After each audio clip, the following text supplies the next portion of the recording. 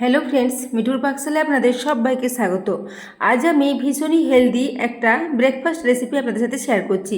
এই জন্য প্রথমে নিয়ে নিচ্ছি একটা বড় সাইজের গাজর গ্রেট করে, এবং খুবই পাতলা পাতলা করে গাজরটাকে গ্রেট করেছি। ওই সাথেই নিয়ে নিচ্ছি এক টুকরো আদা।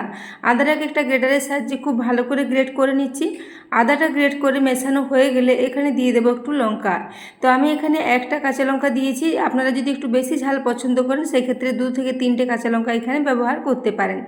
এরপর এখানে দিয়ে দিলাম স্বাদ মতো লবণ। পুরো রেসিপিতে যতটা লবণ লাগবে একেবারে লবণটা দিয়ে দিয়েছি। ওই সাথে 1 চা চামচ ভর্তি করে দিয়ে দিলাম এখানে গোটা জিরে। ওই সাথে দিয়ে দিচ্ছি 1 চা চামচ ভর্তি করে ধনের গুঁড়ো। ধনে গুঁড়োটা দেওয়া হয়ে গেলে এখানে দিয়ে দেবো একটু চাট মশলা। তো সেজন্য হাফ টিস্পুন পরিমাণে এখানে দিয়ে দিলাম চাট মশলার গুঁড়ো। তো আজকের রেসিপিতে খুবই কম মশলা দিয়ে রেসিপিটা তৈরি করেছি এবং খুবই। এরপর এখানে দিয়ে দিলাম কসুরি মেথি। তো কসুরি মেথি এখানে প্রায় 1.5 চা চামচ নিয়েছি। কসুরি মেথি না থাকলে এখানে প্রায় কুচনো ধনে পাতার ব্যবহার করতে পারেন। তো কসুরি মেথিটা দেওয়া হয়ে গেছে। এরপর এখানে দিয়ে দেবো ওটস। তো আমি এখানে মেজারিং কাপ মেপে হাফ কাপ পরিমাণে ওটস নিয়েছি। ওটসটা দেওয়া হয়ে গেলে এই সাথে দিয়ে দেবো এখানে সুজি। তো যতটা পরিমাণে এখানে ওটস নিয়েছি ঠিক ততটা পরিমাণে সুজি দেবো। হাফ কাপ ওটসের জন্য এখানে হাফ কাপ সুজিরই প্রয়োজন। তো দেখুন এরপর এখানে নিয়ে নিলাম হাফ কাপ পরিমাণে সুজি।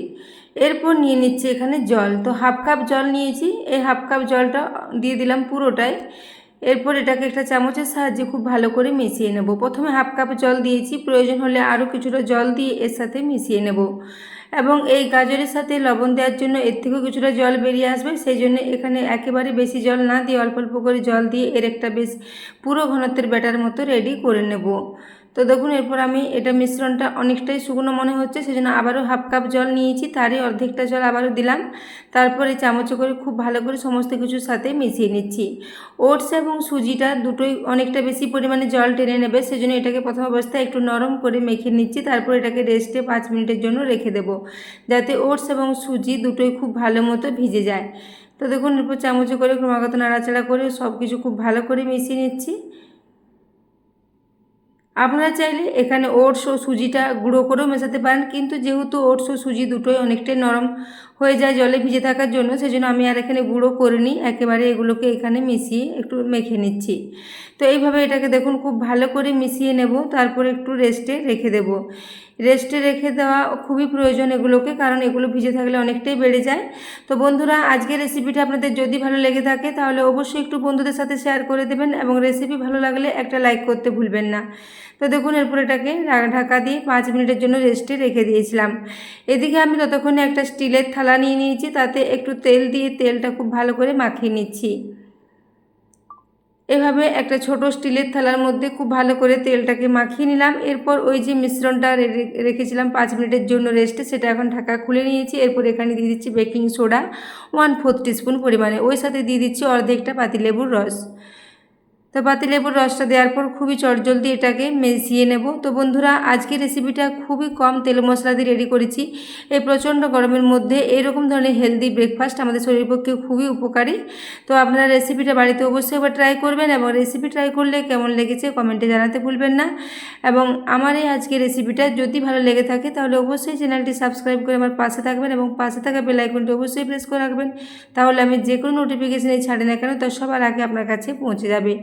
তো দেখুন এটাকে খুব ভালো করে সমস্ত কিছু মিশিয়ে নিচ্ছি। এইরকম একটা বেশ পুরো ঘনত্বের ব্যাটার আমাদের রেডি করতে হবে। ব্যাটারটা এখন একদমই রেডি হয়ে গেছে। তো দেখুন ব্যাটারের কনসিস্টেন্সিটা দেখেই বুঝতে পারছেন কতটা ঘন আছে, এরকমই একটা ঘন ব্যাটার প্রয়োজন। এরপর এটা এখন একদম রেডি করে নেওয়ার পর ওই যে থালাটাতে তেল লাগিয়ে রেখেছি সেই থালার মধ্যে পুরো মিশ্রণটাকে নিয়ে নিচ্ছি। তো বন্ধুরা, আজকের এই রেসিপিটা খুবই ঝটপট রেডি হয়ে যায়, মাত্র 15 থেকে 20 মিনিটের মধ্যে এটা রেডি হয়ে যাবে, খুব বেশি সময় লাগবে না। তো দেখুন এরপর ওই থালার মধ্যে দিয়ে চামচে করে চারিদিকে খুব ভালো করে এটাকে ছড়িয়ে দিচ্ছি। এইভাবে এটাকে খুব ভালো করে ছড়িয়ে নেব। তো বন্ধুরা, আজকের এই রেসিপিটা আপনারা যে কোনো ধরনের চাটনির সাথে সার্ভ করতে পারেন, খেতে ভীষণই ভালো লাগবে। এটাকে সকালে ব্রেকফাস্টে বা বাচ্চাদের স্কুলের টিফিনে, এমনকি বিকেলের দিকেও হালকা ফুলকা খিদে পেলে এরকম ধরনের রেসিপি আপনারা ট্রাই করতে পারেন। তো দেখুন, এটা এখন খুব ভালো করে ছড়ানো হয়ে গেছে। এরপরে থালাটাকে একটু ট্যাপ ট্যাপ করে নিলাম যাতে মাঝখানে কোনো ফাঁকা অংশ না থেকে যায়।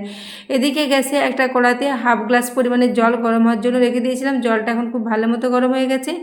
এরপর এই থালাটা দিয়ে ঢাকা দিয়ে এটাকে প্রায় 15 মিনিটের জন্য আমি রেখে দিয়েছিলাম। 15 মিনিট পর ঢাকাটা খুলে নিচ্ছি। এখন দেখুন, এটা খুব ভালো মতো স্টিম হয়ে গেছে এবং অনেকটাই ফুলে গেছে। এরপর এটাকে আমি গ্যাস থেকে নামিয়ে নেব। তার আগে দেখে নিচ্ছি একটা ছুরি দিয়ে। তো দেখুন, ছুরিতে কিছুই লেগে নেই, এটা খুব ভালো মতো স্টিম হয়ে গেছে। এরপর এটাকে গ্যাস থেকে নামিয়ে কিছুক্ষণ ঠান্ডা করে নেব। তো দেখুন, সাইডগুলো আপনা থেকেই ছেড়ে এসেছে।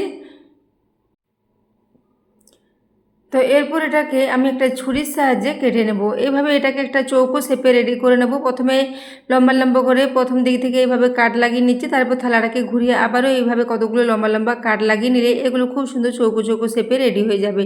তো বন্ধুরা, এই প্রচণ্ড গরমের মধ্যে তেল ছাড়া এই রেসিপিটা আপনারা তৈরি করে নিতে পারেন। এটা ভীষণই হেলদি। এটাকে আপনারা যে কোনো ধরনের চাটনির সাথে সার্ভ করতে পারেন, খেতে ভীষণই ভালো লাগবে। এমনকি এরকম ধরনের রেসিপি আপনারা বাচ্চাদের টিফিনেও দিতে পারেন, যে কোনো চাটনির সাথে বাচ্চারা ভীষণই পছন্দ করবে। গাজর দেওয়ার জন্য এর মধ্যে হালকা একটা মিষ্টি ভাব থাকবে এবং সুজি এবং ওটস দেওয়ার জন্য এর টেস্টটা ভীষণই ভালো হয়েছিল। তাছাড়া এগুলো ভীষণই নরম এবং জালিদার মতো রেডি হয়। তো দেখুন, এরপর আমি আবারও একটু লম্বা লম্বা এভাবে সাইড থেকে কাট লাগিয়ে নিচ্ছি, তাহলে প্রত্যেকটা চৌকো চৌকো শেপে রেডি হয়ে যাবে।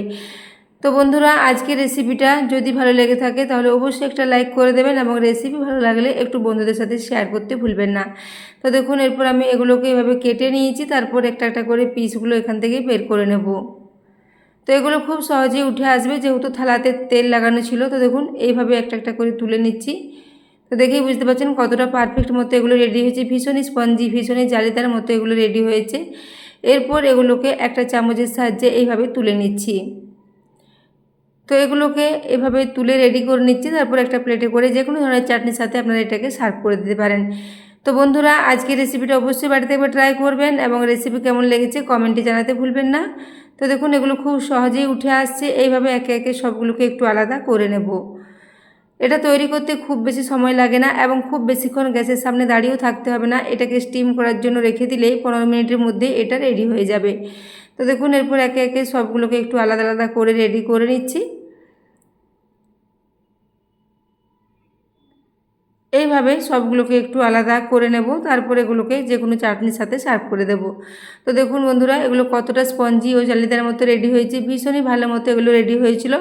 তো বন্ধুরা, আজকের এই রেসিপিটা এতক্ষণ পর্যন্ত দেখার জন্য আপনাদের অশেষ ধন্যবাদ। আবারও চলে আসবো নিত্য নতুন কোনো রেসিপি নিয়ে।